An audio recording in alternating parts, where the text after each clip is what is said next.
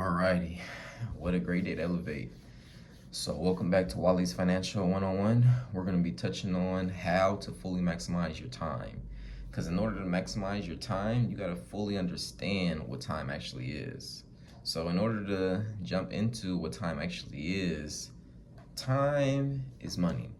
So, the more time you open up for yourself, the more the probability that you'll have to grasp an idea that will bring in more money and develop more assets. So people who end up becoming more successful faster just means that they're managing their time better than you are. So we're all able to reach a certain point. There is no cap on how much each individual can grow. So it just all revolves to how are you using your time. So we're going to jump into 4 ways that you can help maximize your time. With these four ways, you have avoiding multitasking, delegating your time, planning your time, and setting goals. So what these 4 entail, we're going to jump into the first one, avoiding multitasking. How do you avoid multitasking, you say? Prioritizing.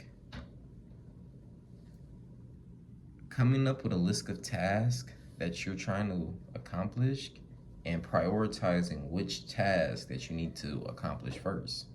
So when you're talking about prioritizing, you want to also entail how are you organized, because when you become organized, that will help you see what task that you need to accomplish first.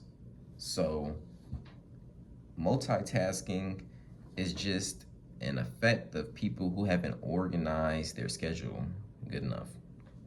So how do you get more organized?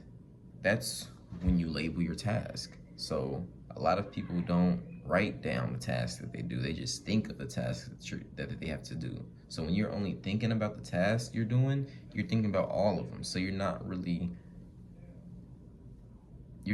planning which one you're going to do first. You're just knocking them out the way. So that's why things go a little slower for you. When you plan out your task, organize your task in a way that you can prioritize them, that helps you avoid multitasking. How do you complete all these steps? You limit distractions. So if you have a task that you're trying to accomplish, don't let outside events sway what you're on task to do. Complete your task, and when your task is completed and you've opened up time for yourself, then tend to outside events. So with this being said, a way to avoid multitasking is learning how to say no. You don't always have to say yes to something. If you have something that you're already planning to do, then it's okay for you to tell somebody no, because you have to focus on yourself. You can't let your focus be attracted elsewhere. By you focusing on yourself, you then develop time for yourself to apply to distractions.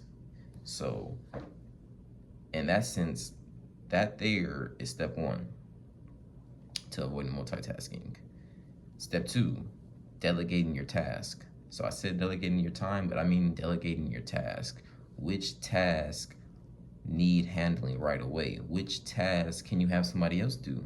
Like, you have to, when I say delegate your time, you have to know which task that you need to do and which task that you are trying to accomplish that you can have somebody else do for you.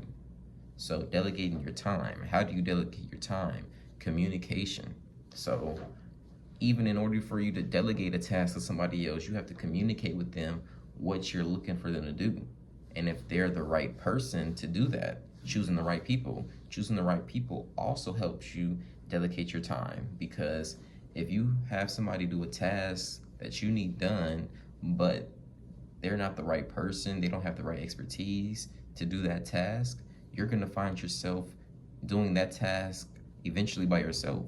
But because you didn't choose the right person to delegate it to, you just wasted time to accomplish that task. So, communication, giving clear instructions. So, even if you are passing down a task to somebody, because you give them clear instructions on what to do, there is no confusion on their part. Following that, being patient.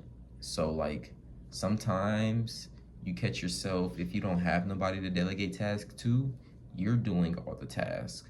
And when you get in the habit of trying to knock out 10, 15 tasks in a day, you're rushing. Sometimes when you rush, you mess something up, you miss something. So being patient is another key term to delegating your task. When you delegate your task, you also have to allow room for failure, because you're not always going to get it right the first time. It might take 2 times, it might take a 3rd try, a 4th try, but you cannot let failure keep you from accomplishing your task.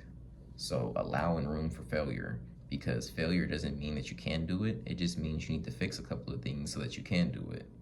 So delegating your time is step 2. Step 3, planning your time. So that's putting a schedule in place. When you take the time to create a schedule for yourself, you now have created more flexibility for you to move around.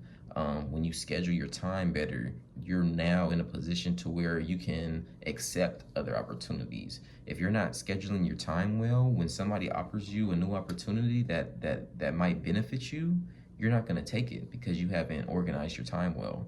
So being flexible and accepting opportunities that come your way all revolve around planning your time, making a schedule for what you're trying to accomplish. Some people overwork themselves, so you get in the habit of planning your schedule. Now, guess what? You have your schedule packed. You're consistently packed. There is a thing called being drained. People tend to get drained without even realizing it because they're overworking themselves. So that's where time blocking comes into play. Time blocking is just setting aside certain set times to take a break from everything. Because who doesn't need a break? Like, yes, by you organizing your time, avoiding multitasking, delegating tasks, planning all your time out, yes, that's gonna help you knock out your task faster. But even as you're knocking out your task faster, at some point you're gonna need a break. So time blocking, setting time aside for yourself. That entails step 3, as well as resetting. Like, some people take reset as start all over, but when you're building something, resetting just means, okay, I've been putting 100% effort. All right, I'm gonna take a break, reset. Now I'm back at 0%. But guess what? You still leave off where you stopped. So I'm gonna take a break, and now I'm about to reapply everything back again. Now I got 100% energy. So now I'm doing everything twice as fast as I would have done it if I just stayed on it and then never took a break. So there's nothing wrong with taking breaks. Just you need to take breaks at the right time. So then we go into step 4, setting goals. So people have the tendency to set goals that are far to reach. Like, when you set goals that are far to reach and it takes you a while to reach it, you tend to become unmotivated to want to reach that task. So you have to set reachable goals that then reach your main goal. So you always have to start small, which are small goals.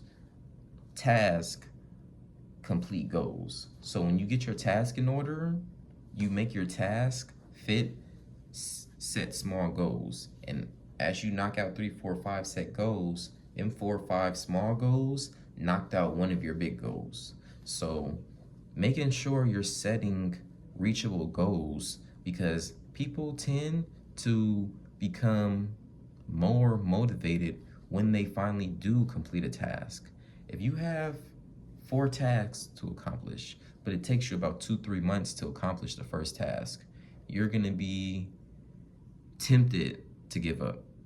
But if you have 4 tasks and you're knocking out the first task in a couple of weeks, then you're gonna be motivated to go knock out the next task. Now you've knocked out 2-3 tasks within about a month. and then bam, the last task you knock out is a week or two into the next month. But you do it so fast now, you're motivated to set more tasks and more goals for yourself. So it's just setting reachable goals to motivate you to reach more goals. But with this all being said, are you maximizing your time right? Are you taking the steps to make sure that you open more time for yourself? So with that being said, we're gonna have guest speaker. I got guest speaker Alexander Jackson joining us again today. He's gonna give us a little input on how does he manage his time, because in our first video, he said, he's been in the finance industry for over 5 years. So we're just gonna give you a little inside view on how different people manage their time. So you want to pull the chair? Yeah, I'll take a little chair.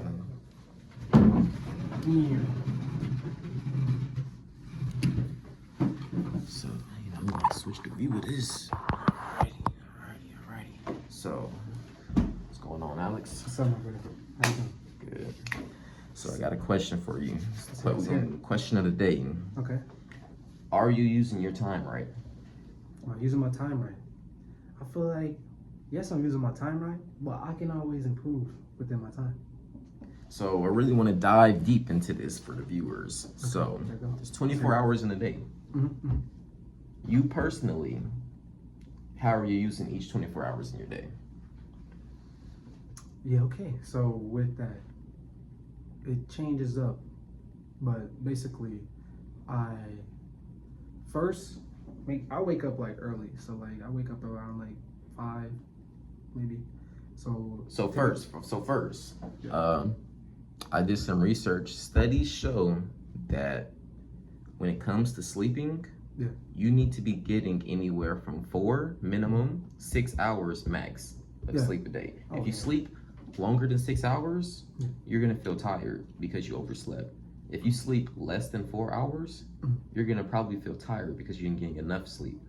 Exactly. But 4 to 6 hours Mhm. is the time frame typically somebody gets of rest, and when they wake up, they feel energized. Like, yeah, I got enough sleep. I It's agree. 4 to 6 hours. So you say you wake up early. Yeah. So how many hours do you feel like that you get to sleep on average? 5. About 5? So you're right 5. in the middle. Okay. Easy. Yeah. Typically, when do you go to sleep? 12. 12. So you sleep from 12 to 5. Yes. Okay. Mhm. So then you say you wake up early. So how do you Yeah. start your days? Typically, because I have a daughter, so like with my daughter, I like make sure that I help her with her stuff, either me or her mother. Yeah, so I make sure that I handle that stuff, and then take her to school. When I take her to school, that typically takes about like about 2.5, 3 hours. So this from 5 to, let's say, 8 a.m. Then from 8 a.m. So 5 to 8 a.m. you get her ready for school, take her to school, and once you complete all of that, Yeah. that's about 3 hours. That's about 3 hours, yeah, Okay. for all that. So then from like 8 to 9, I'm just really like preparing throughout the day. So I'm making sure that like the household's like good. I'm making sure like everything's like good just around like what I had put down on my like schedule. So it's more so like I use that 8 to 9 to confirm stuff, but then I also like work a job too. So are you saying 12 to 5 you sleep? Yeah. From 5 to 8 you're getting your kid ready for school, breakfast, like you're getting everything, everybody ready, you're transporting her to school and getting back. That's your 3 hours from 5 to 8. Yeah. And then from 8 to 9 you're scheduling your day. Correct. So Yes. you spend an Scheduling hour my day, scheduling. hour scheduling my day. You know, when I do it early, you know, I'm like make some calls, do some stuff, play a little games, do it a little bit. But then like from there, I say, because I also work like a job, but it's work from home, so it's not really like hard for me. And it's customer service, so I'm just natural at doing that. So I don't really feel like it's a job. Only that I have to stay there for 8 hours. That's the only part. you know. Okay. But as I'm staying there for those 8 hours, because that starts from 9 to 5:30 p.m. Okay. So after I like do all that stuff and I'm working my job, in between during that, since I am able to work from home, I'm able to also jot notes and learn other stuff. So I say I take an hour coming into like these motivational videos or motivational meetings that we have, like during the time while I'm working. So I know in my video earlier on, I was telling people how organizing their time, they also, by organizing their time, that being more flexible, that helps them become more flexible. Yeah. So Agreed. yeah, by planning your time right makes you be more flexible. So what you just said is basically you work for 8 hours from your work at home job. Yeah. But because it gives you flexibility within those 8 hours of you working, you're able to knock out other tasks that you have. Exactly. Okay. Exactly what I be doing. Yes. Okay. So like I take some time, an hour of me just like motivation to myself. So I'm watching meetings or being like doing like motivational videos and stuff. Obviously, when I get calls, I like pause it or whatever. But I take at least an hour doing that, Okay. and then with that, I also am able to like manage like reaching out to my team for things that I can't necessarily like do to me, just working my little, you know, my little hourly job. And that entails delegating. You know how to delegate your task. Yeah, there you go. Because when I touched on delegating, when it comes down to delegating your task, you want to be sure that you're communicating, you're giving clear instructions, and you're choosing the right people to delegate the task that you gave it to. Exactly. Yes. Okay. Yes, 100%. But I know with the people that is around me, yeah, I just provide them like tasks, see if they can help do what I can't do at the time. So, then after that, so the I'm still talking about while I'm working. So while I'm working, then I'll be doing stuff like organizing my area, because like I don't know what it is with like a dirty area, but I can't function right when it's like bad to the point it's like feeling claustrophobic type deal. So and you do all this within the 8 hours that you're working from home. You know, I'm working because we got little 5-minute breaks. We got a little 5-minute little time between calls before a call comes. Okay. So between that time, I'll be like, let me go and knock out these little clothes. Let me put this in the laundry real quick. Wow. Then the next 5 minutes when they come, let me now put the powder in and turn it on. Wow. So see, now that touches on the first way I said people can maximize their time by avoiding multitasking. How do you avoid multitasking? By being organized. When you take that time while you're working from home to organize everything, now when you do get that 5-minute break, you're already organized. So what am I gonna do in these 5 minutes? I'm gonna knock laundry out the way. Yeah. I'm gonna go clean about, like, you're able to you're flexible at that point. So because you organized your space, your job already gives you flexibility. Now you're able to knock out more tasks. So now when that 8 hours is done working, you don't have to put extra time in after work to do all them tasks that you would just accomplish through your breaks. Exactly. You know what I'm saying?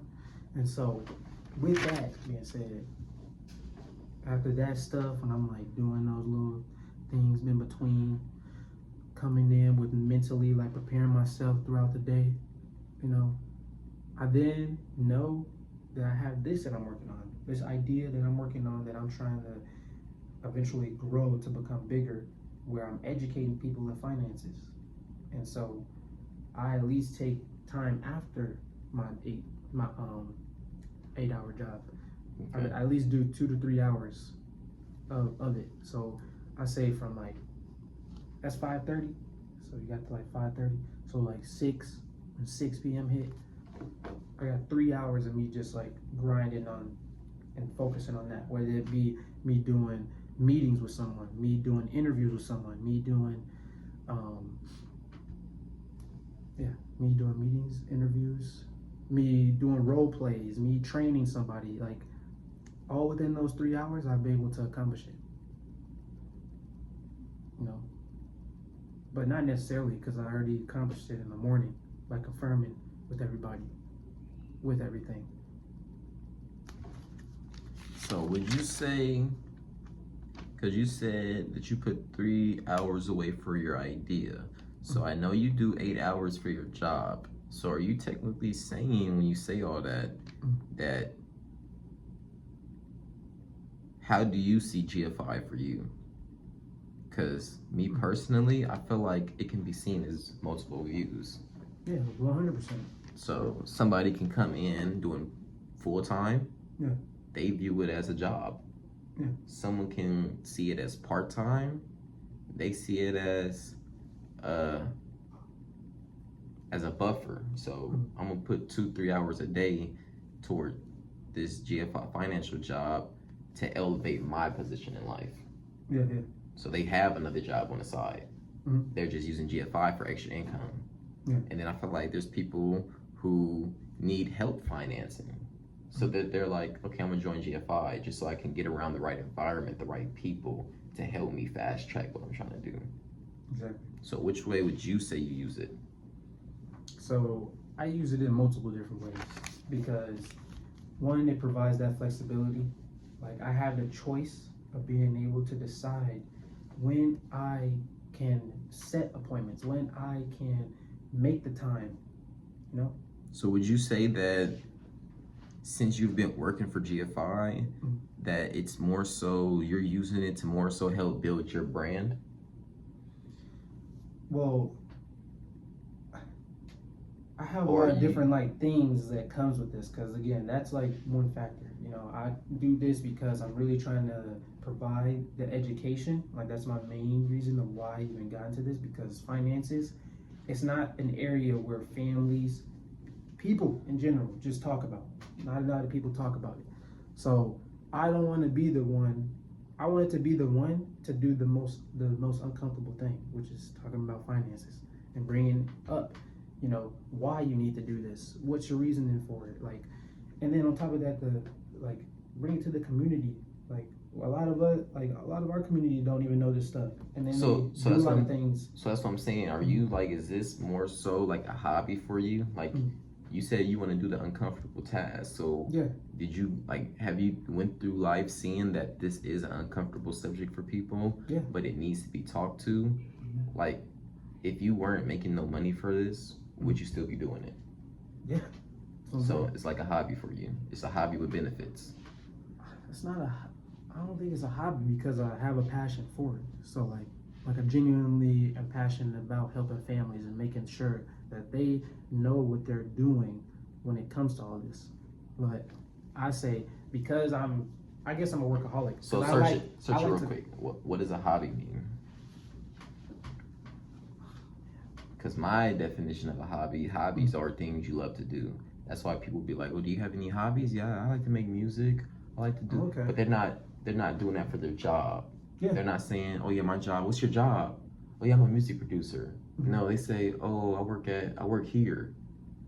But I got a couple hobbies like shit. I do code. Like people got hobbies like things they love to do, but that's not what's making them money. So that's what I'm saying. I know you get paid through GFI. Yeah. But if you were not getting paid to do things you do through GFI, would you still be doing it? Yeah, I would be.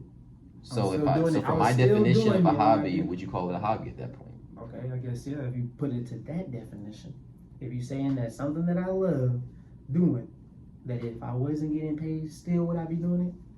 Oh, 100%.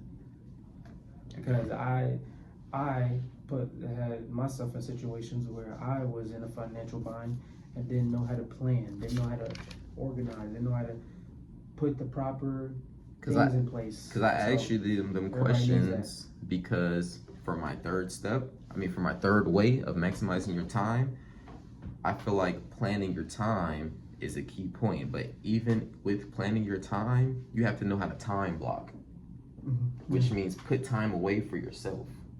I agree. So that's why I say, is it a hobby? Because if you would be doing this even without being paid or all the benefits that they offer you for doing what your hobby is, Yeah. you would still be doing it.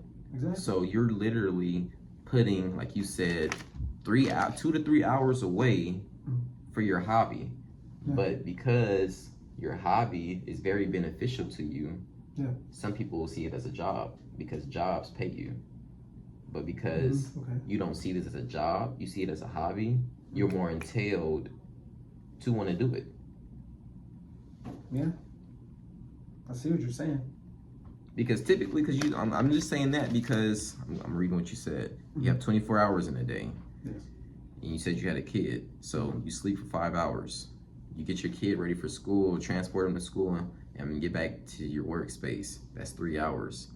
You do an hour scheduling before you start work. That's another hour. So we're at 9 hours. Then you work for 8 hours. That's 17 hours. So now you got 7 hours left in the day.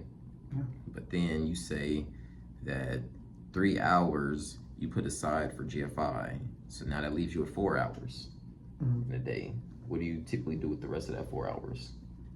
What I want to do, whether it's, well, I say an hour, I said at least try and put aside for my dog, so I make sure that I spend some time with her. Whether it be. But is it always an hour, or does it sometimes push to 2 hours? No, it's only an hour. I say, hour. All right, an hour up. Gotta get back to work. I put that beat. I put that what is it? The alarm on. When I hear that, all right, Ezzy, I'm out.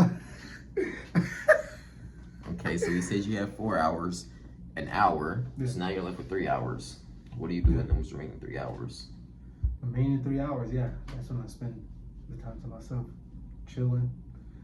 Either be me just not doing nothing, me going to do something. Like it switches up, you know. I don't really be doing like a exact, because those 3 hours are to me. So I'm just like, whatever I'm doing, in 3 hours. Now, this isn't like always that happen, because my days be changing sometimes with, let's say, adding in like doctor's appointments or adding in something that just happens unexpectedly. But would you say Like, those fall into those 3 hours that you have for yourself? Like typically days if you don't have nothing, you have 3 hours to yourself. And days that you have something going, are you applying those 3 hours for yourself to those? Or do you always keep your 3 hours to yourself? So yeah, I say that it, like, with all these, it could like be that dedicating like time more to myself, maybe earlier throughout the day than later, and so I may switch up, like, oh, okay, like since I did that already, I'll do this. You know, that's not like what I normally do, because now I'm getting more like predictable with my life. But it's like, this is like more of an average, you know, like average. This is how my day would go. Okay. And then I would have those days where, okay, oh, some changed up. Now I gotta get my mind right for it to then bam, do it. Okay. So yeah, I can't really like say that my 3 hours will just consist of just me time, because sometimes I can want to indulge the other things. Like maybe I want to put more hours into like my finances and understanding my the thing that I'm in right now. I can't talk. So I break the it. thing that I'm in, like, so that's why I say that. Okay, so I break it down like that just because. Do you say? So this is just a typical question. Do you work your 8-hour work job? Is that like typically like you use that 8-hour job for all your expenses? Yeah. Is that like when people say they have a job to pay for everything? I pay for everything. That's what your it does. 8-hour work from home job. So that's your That's job. just what pays everything. Yeah. Exactly. So then that job is just your job. Like that's something you see yourself quitting eventually. Yeah. Okay, so that's just your job. So then when we talk about GFI, that you try to put 2 to 3 hours, and if you have more time, you might throw on to it. and I asked if that was a hobby. Is that something like you see for your career, like your future, you consistently doing with GFI? Oh yeah. So in terms of just the financial industry in general, yes. Okay. So I break it down like that because for the typical average person, they only have a job. True. So they're probably sleeping 5 to 6 hours. And then if they have kids, they probably have the same time frame, 2 to 3 hours of getting them ready, getting them to school, and getting back to work. Yeah. And then some people don't schedule, but you say you put around an hour schedule. So you need to at least be putting 30 minutes to an hour to schedule. So you're already on track doing an hour scheduling. Thanks. But people need to learn to work that in. Work in time in your day to schedule. Like you have to take time out your day to schedule. Yeah. You already have that down. You have a certain amount of time on average in your days that you take to schedule your day out. Yeah. Then on top of that, so you said 8-hour shift. So typically people work anywhere from 8 to 12-hour shifts. So that's their job though. Their job to pay their bills. So then outside of sleeping, getting your kids ready, scheduling your day, working, what we forgot to mention over your thing, people have to eat. Yeah. So typically getting your kids ready for school, and that's typically when people eat their breakfast. They eat their breakfast with their kids and take them to school. Yeah. Or they drop them at school and they eat breakfast at school, and then they go get their breakfast. So they do that in the day. And then typically lunchtime is 12 o'clock. So people who are working jobs get their lunch break at their job. So then typically all you need left is dinner. Yeah. So that's like another 30 minutes to an hour out your day, getting dinner ready. Yeah. But you already have, so what that entailed, that'd be somebody's day. They sleep, wake up, get their kids ready, they go to work, they get off work, they eat dinner, and the day is done. But from what I just collected from your day, you sleep, get your kids ready, you schedule, you work while you're working, you knock out home tasks, and then after that, now I'm about to go pursue what I love to do, which is finances for 3 hours a day. Once you knock that out, now you have 3 hours to yourself. If you don't have any appointments to handle, if you have other side appointments to handle, you use that 3 hours for that. Yeah.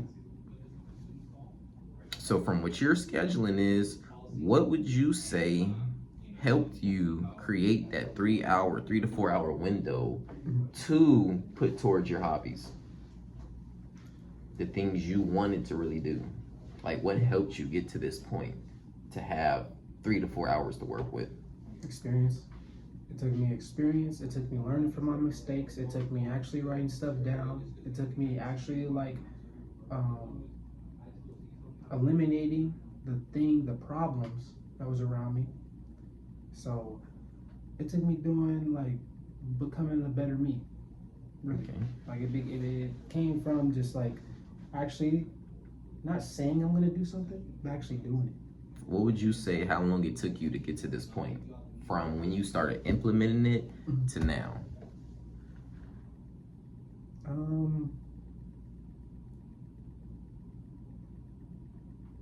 Since I started doing this, for sure, because there was things I was learning at the beginning that I put myself into situations that I was like, man, if I did what I'm preaching, then I could have had myself out of this situation.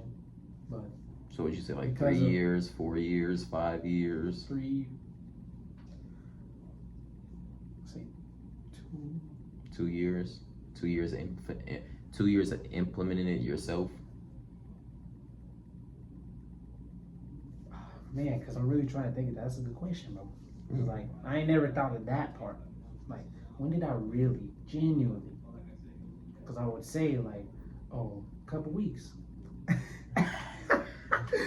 But it's just because the person I am now, so yeah. I say a year. About a year. Just to give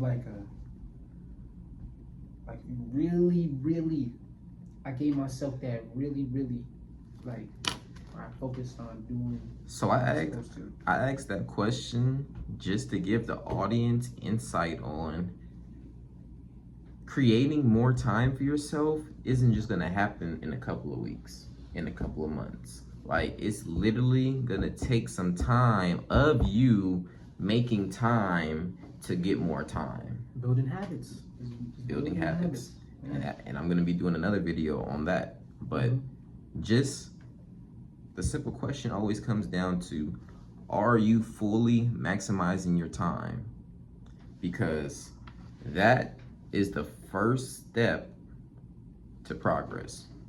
Because if you're not fully managing your time, you can take 10 steps, but then take 3-4 steps back. True. So, agreed. So yeah, make sure to subscribe. Thanks for tuning in to Wali's Financial 101. Thanks for answering them questions. Yeah. We'll see y'all again. Ready to start maximizing your time? Go ahead and book a 30-minute Zoom call for a personalized plan just for you.